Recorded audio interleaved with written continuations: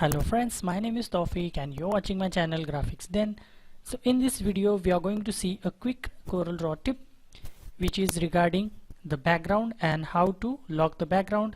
So for example, as you can see in this particular design, we have so many elements here, and it can be frustrating while selecting some of the elements. Let's say if you want to select some of the elements, multiple elements, for example, let's say I want to select this and this, then I need to press and hold the shift mouse button and then click on here, and then say I want to select another random object like this. Maybe I will click here and it is not selected properly, so it can get a bit frustrating.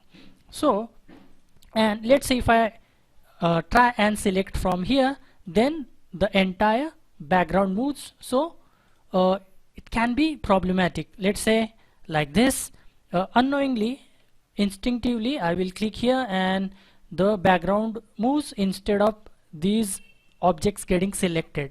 So a tip is, you should, once you finalize the background, this is the background which can be moved. So once you finalize the background, so you are not going to change the background, it's final.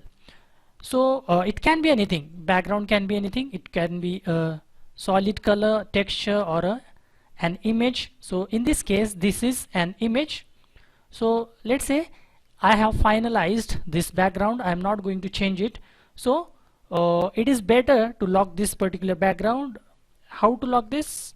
So you can simply right click on the background or the image or the element and simply select the lock option, so it won't be moved even if you try it. So it is easier to select any random elements now. As you can see, like this, I can select any random elements without disturbing the position of the background. So this is a very important, short but important tip to remember.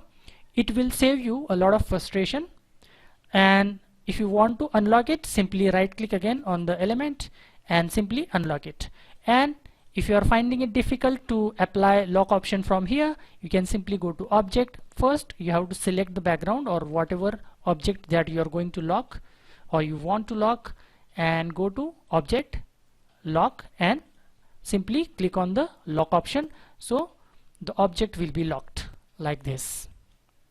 So you can select any random objects and you can simply move the objects or the elements without disturbing the background. So this is a quick tip that can be very useful while designing a complex design or design with multiple objects. And if you want to unlock the object from the menu, go to object again, lock, unlock all, so it will be again unlocked like this.